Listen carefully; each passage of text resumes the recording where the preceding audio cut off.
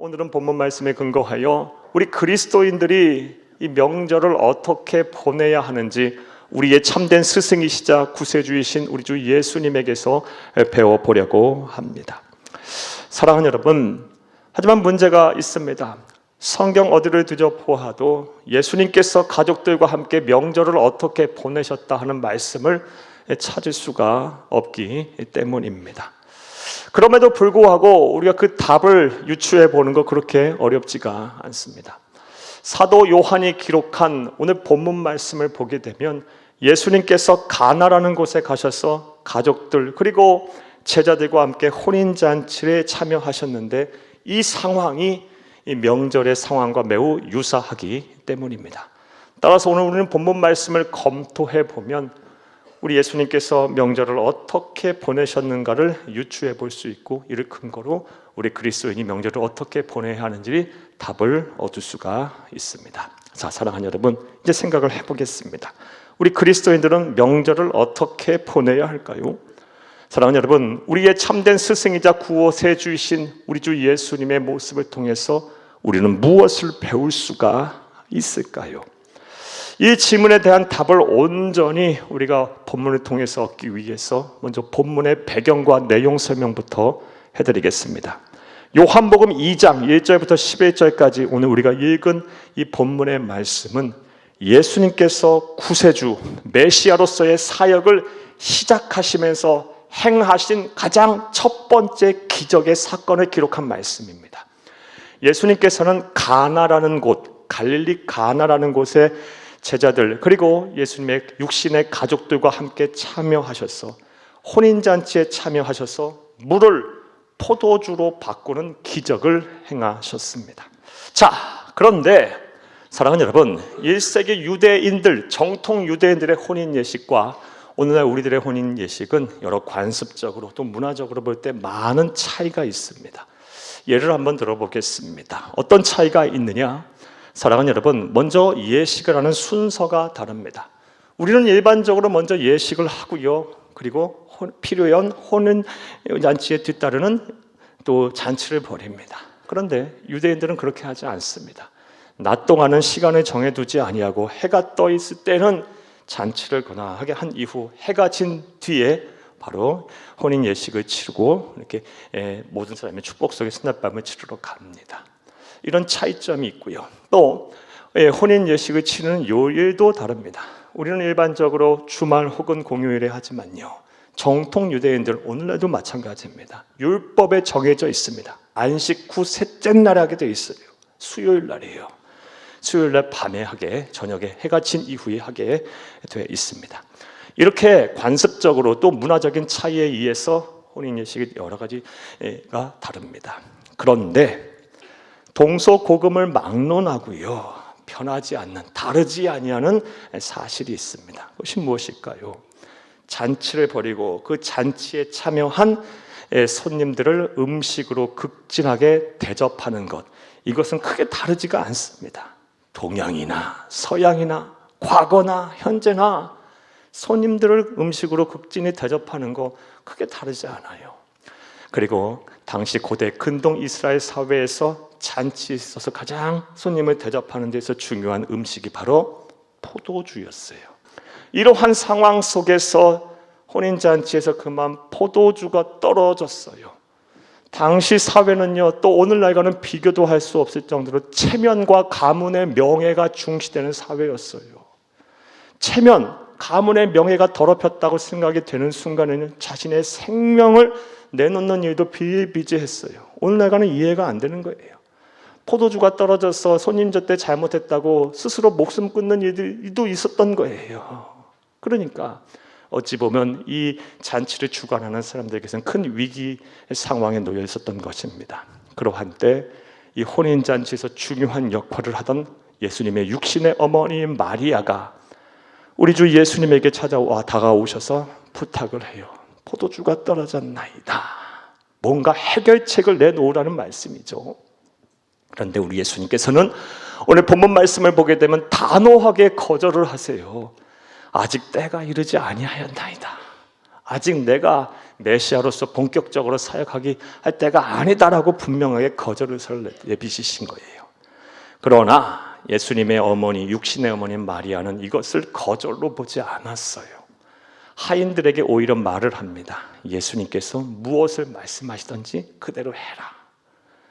그래서 예수님께서 얼마 시간이 지나지 않아 하인들을 불러서 명령을 내리십니다. 말씀을 하세요. 유대인의 정결 예식에 따라 뜰 안에 두세 통 되는 돌 항아리 6개가 있었어요. 정결 예식이란 뭐냐 하면 유대인들은 반드시 식사를 할 때 손발을 닦아야 돼요. 이게 율법이에요. 그래서 손발을 닦기 위해 돌 항아리에 물을 가득 담아 놨었는데 그 돌 항아리에 물이 비어 있었던 모양인가 봐요. 예수님께서 그 돌 항아리에 물을 가득 채우라고 하인들에게 명령하셨고, 채운 이후에 그것을 떠서 연회장에게 갖다 주라고 말씀을 하셨어요. 그리고 하인들이 순종했더니 기적이 일어났습니다. 물이 변하여 포도주가 됐습니다. 할렐루야! 그것도 최상급의 포도주가 됐어요. 사람들은 그것을 먹자 다 같이 다 칭송을 합니다. 일반적으로 다른 사람들의 집에서는 먼저 좋은 품질의 포도주를 주고 나서 어느 정도 취기가 오른 이후에는 사리 분별이 잘 안 되니까 아무거나 갖다 줘도 되지 않겠어요. 질이 나쁜 포도주를 나중에 내오거늘 이 집은 나중에 것이 더 좋다라고 칭송을 했어요. 이것이 바로 오늘 본문의 내용이고 예수님께서 메시아로서의 사역을 시작하시면서 하신 첫 번째 기적입니다. 자, 이제 이러한 내용을 바탕으로 오늘 우리가 해결해야 될 문제에 대한 답을 한번 찾아보겠습니다. 우리 그리스도인이라면 명절을 어떻게 보내야 할까요?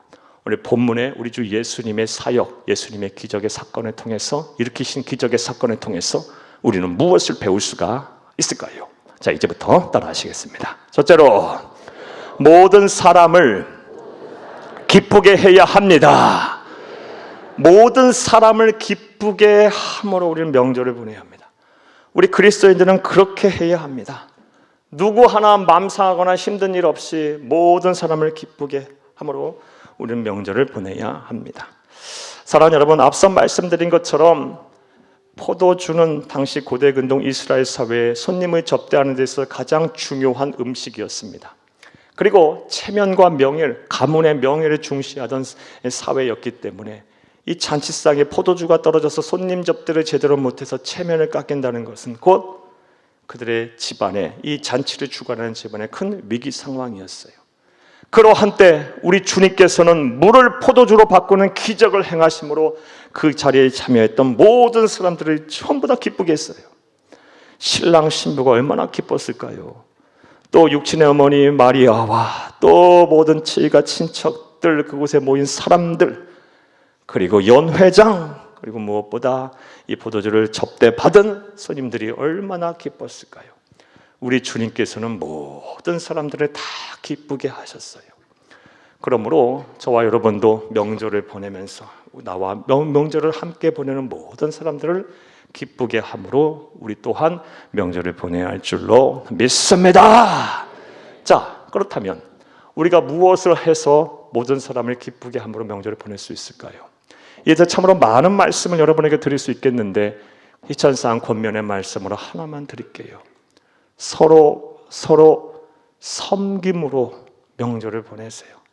섬김을 실천을 통해서 모든 사람들을 기쁘게 함으로 명절을 보내는 여러분 되기를 간곡히 부탁을 드립니다.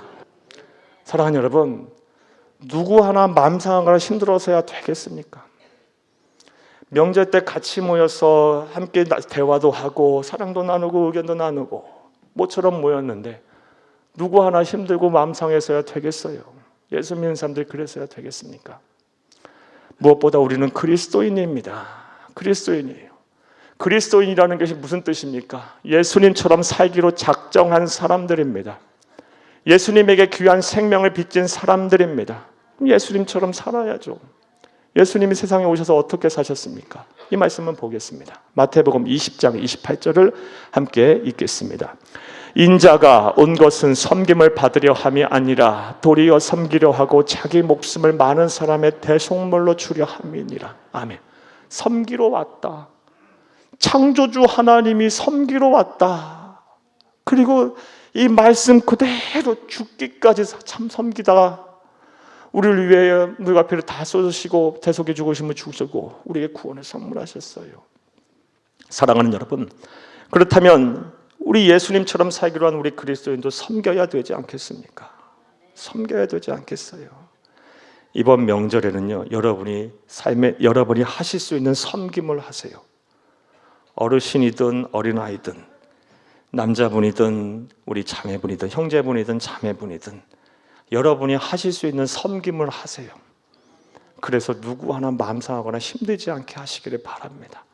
모두가 다 기쁨으로 가득한 그런 명절을 보내는 것이 바로 우리 그리스도인의 명절을 보내는 방법이고 우리 예수님에게 배우는 명절입니다. 이런 은혜와 실천이 여러분 가운데 있기를 간절히 주의 이름으로 축복합니다. 축복합니다. 우리가 할 수 있는 섬김으로 모든 사람을 기쁘게 해야 한다라는 것이 우리가 실천해야 될 그리스도인의 명절을 보내는 방법입니다.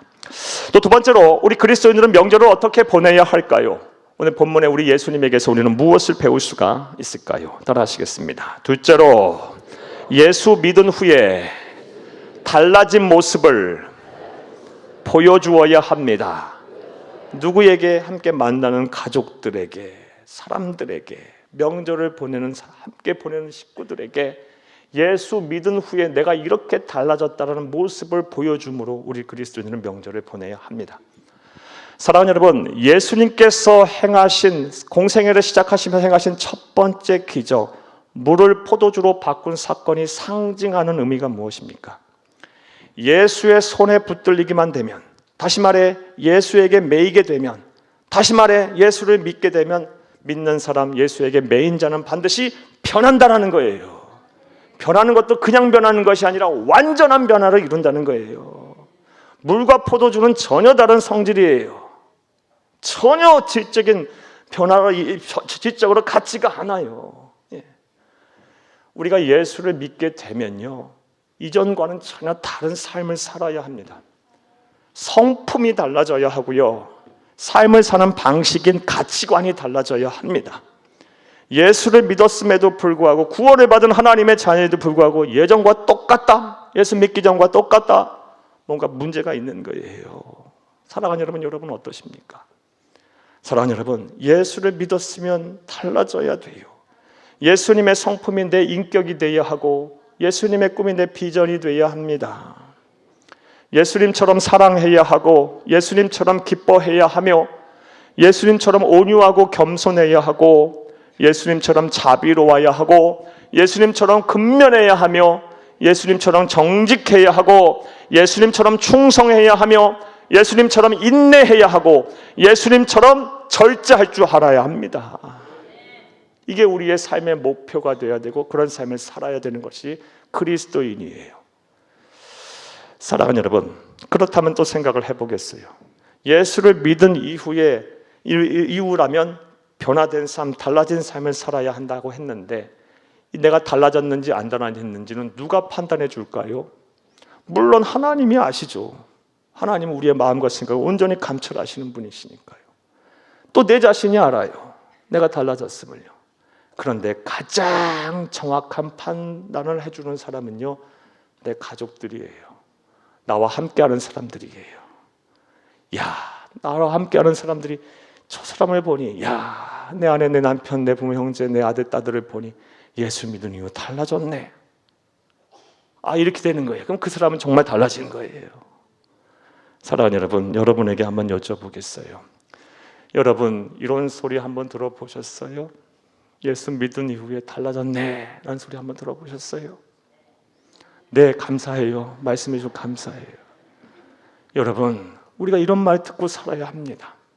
특별히 명절 때 여러분 가족, 식구, 친족들 또 함께 보내는 시간 많으실 텐데 여러분 예수 믿은 후에 저 사람 정말 달라졌다, 우리 엄마 아빠 달라졌다, 우리 부모 형제 달라졌다, 우리 아들 딸들 달라졌다라는, 우리 남편 아내 달라졌다라는 말씀을 꼭 듣기를 간절히 주의 이름으로 축복합니다. 이를 위해 우리가 할 수 있는 실천사항 하나 여러분의 권면의 말씀으로 드리겠습니다. 명절 이후부터 달라진 모습, 예수 이후 달라진 모습으로 실천할 수 있는 실천사항 하나 우리의 말이 달라지기를 바랍니다. 이 말이 달라져야 돼요. 우리의 말이 누군가를 험담하고 누군가를 괴롭게 하고 누군가의 마음에 막 상처를 주고 막 근심 걱정을 씌우며 또 막 심령을 메마르게 하는 말이 아니라 이왕 할 것 같으면 축복의 말씀을 하세요. 위로의 말씀을 하세요. 사랑과 감사의 말씀을 하세요. 영혼을 살리는 말씀들을 하세요. 예. 우리 예수님 그렇게 하셨잖아요. 우리도 그렇게 해야죠. 사랑하는 여러분, 이와 관련해서 우리가 해야 할 말, 하지 말아야 될 말, 우리 명절과 관련해서 재미있는 통계가 설문조사가 있어 여러분에게 하나 소개해 드릴게요. 한번 들어보세요. 예, 20대에서 40대 성인 남성 여성들 2,892명, 명절 때 듣기 싫은 말, 미혼자들은요 뭘까요? 예, 맞아요. 여러분 하시는 말이 그 말씀이에요. 결혼 언제 할 거냐? 63.3%. 예, 두 번째가 뭘까요? 듣기 싫은 말. 너? 네, 맞아요. 그 말이에요. 너 얼마나 버냐? 예, 사랑하는 여러분, 기혼자들은 무슨 말을 듣기 싫어할까요? 남자 여자 다른데요. 남자 첫 번째는요, 기혼자들은 뭘까요? 너 얼마나 버냐? 네, 36.3%. 네. 자, 두 번째 말은 뭘까요? 듣기 싫은 말. 다 너 잘 되라고 하는 말이다.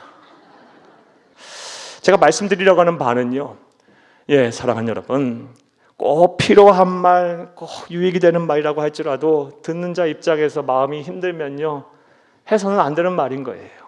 그렇죠? 지혜롭게 해야 하는 겁니다. 기도하면서 인내하면서 해야 하는 겁니다. 막 그냥 생각나는 대로 막 그냥 내뱉으셔서는 안 되는 거예요. 왜냐? 한 영혼 한 영혼이 다 귀한 인격체이고 또 하나님 창조하신 창조물이며 또 하나님의 형상을 닮은 그런 형상대로 지음받은 존재이기 때문에 그래요. 여러분 지혜롭게 여러분의 말씀들을 다 이렇게 변화시키세요. 예수 믿은 이후에 우리의 입은 고결해야 합니다. 성결해야 합니다.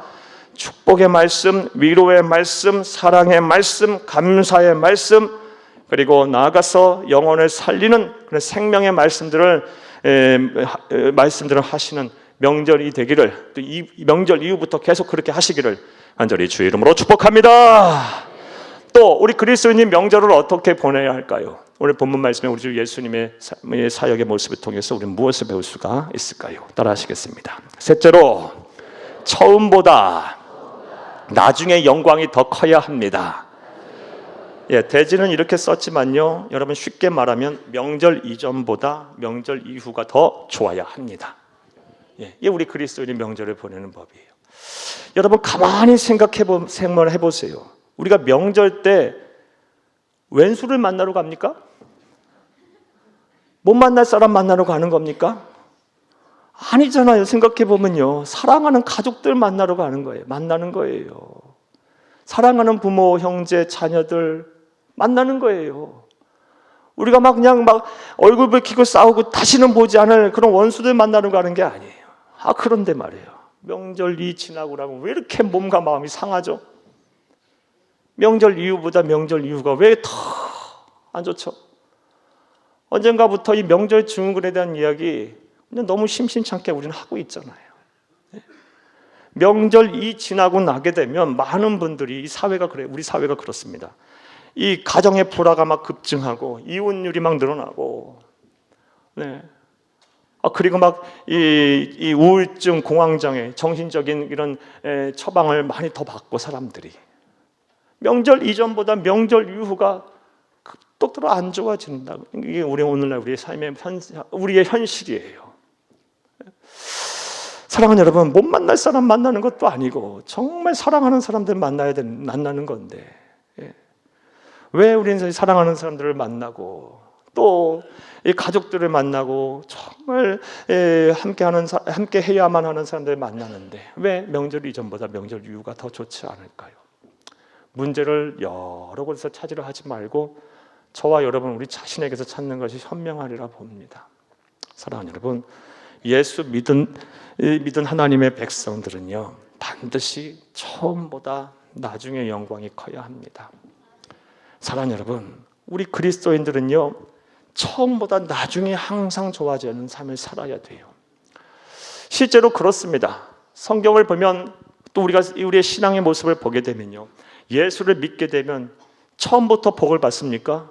아니요. 처음에는 환난이 먼저 찾아와요. 어려움이 먼저 찾아와요. 예수 믿는다고 시작을 하게 되면요, 반대하는 분도 많고요, 환경적인 제약도 많고요, 힘든 일들이 많이 겪어요. 그런데 이것들 가뿐하게 넘어가게 되면요, 잘 참고 견디게 되면 이전과는 비교할 수도 없는 하나님이 예비하시고 준비하신 영광이 있는 거예요. 예. 이것을 좀 거시적인 삶의 모습으로 보게 되면요, 사랑하는 여러분, 그리스도인의 이 세상에 사는 삶보다는요, 우리가 장차 우리의 사후 천국에서 우리 주님과 함께 더불어 천국에서 삶은 비교할 수도 없이, 이 세상 사회에서는 와서는 삶과는 비교도 할 수 없이 더 영화로울 거예요. 처음보다 나중 영광이 그리스도의 삶은 큰 거예요. 또 추측컨대, 또 성경의 정황상으로 분명히 단언하건대, 우리 주 예수님께서 부활하시고 재림하실 때 영과 육이 부활한 완전한 영성체로 우리 주님과 더불어 세세토록 왕노릇할 때, 새 하늘과 새 땅에서 세세토록 왕노릇할 때 영화가 비교할 수 없이 더 클 거예요. 그리스도인들의 삶은요, 처음보다 나중 영광이 더 큰 거예요. 예. 우리 이런 소망이 있어요. 이걸 믿어야 돼요. 그리한다면, 그리스도의 삶이 이루한다면 우리 이 명절 또한 다 마찬가지죠. 삶의 연속성 안에서 처음보다 나중이 좋아야죠. 못 만날 사람 만나는 것도 아니고, 왼수 만나는 것도 아니고, 정말 사랑하는 사람, 정말 마음에 두고 사는 사람을 만나는데 왜 명절 이전보다 명절 이후가 더 괴로울까요? 우리에게 문제가 있어요. 사랑하는 여러분, 명절 이전보다 명절 이후가 더 좋아지도록 노력하시기를 간절히 주의 이름으로 축복합니다. 그렇다면 이를 위해서 우리는 무엇을 해야 할까요? 이에 대해서 참 많은 말씀을 드릴 수 있겠는데요, 한 가지 말씀만 드리려고 해요. 아무리 성경을 보고 붙잡고 기도하고 답을 찾으려도 답은 결국 하나예요. 뭐다? 예수가 답이에요, 여러분. 예수가 답이에요. 사랑하는 여러분, 명절 이전보다 명절 이후가 더 좋으려면요, 여러분, 예수와 교제하는 끈을 놓지 마세요. 여러분, 시간을 구별하고 장소를 구별하고 마음의 준비를 해서 삶의 자리에서 예수를 만나셔야 돼요. 그리고 이 예배, 이 공예배는요, 공적으로 우리가 함께 모여서 말씀을 듣고 찬송하고 기도하며 영이신 하나님이신 예수님을 만나는 거예요. 예배를 더 사모하고 예배에 더 집중하세요. 삶의 예배를 잘 드리시고요, 또 이 공예배를 더 사모하고 집중하셔서 여러분이 이 행여나 여러분의 마음속에 있는 불편함, 상처, 이런 것들을 우리 주 예수 그리스도의 능력으로 치유를 받으세요. 회복하세요. 새로워지세요. 예수가 답이에요, 결국은요. 왜 예수가 답일까요? 사랑하는 여러분, 간단하죠. 명확하죠. 예수님이 우리의 마음과 생각을 설계하시고 창조하신 분이니까요. 창조자, 설계자, 창조자가 가장 완벽하게 고치는 거 아닙니까? 그렇죠. 당연한 거예요. 왜 엄한 데 가서 마음과 생각을 풀라고 해요? 안 고쳐져요. 회복 안 됩니다. 사랑하는 여러분, 우리의 영혼을 설계하시고 창조하시고 가장 완벽하게 치료하실 예수를 바라보세요. 힘들고 어려울 때마다. 그리고 삶의 자리에서 예배 잘 드리시고, 무엇보다 이 교회에서 함께 있게 공예배로 드리는 이 모임을 귀하게 여기시며 명절 이후에 더 집중하세요. 마음이 힘들다면요. 그럼 반드시 이전보다 나중 영광이 더 크게 하실 것입니다. 사랑하는 여러분, 여러분의 상한 심령들을 회복시키셔서 이전에 보지 못했던 거 보게 하시고 이제 누리지 못했던 거 누리게 하실 것입니다. 이런 은혜와 축복이 저와 여러분 가운데 함께 하기를 간절히 주의 이름으로 축복합니다.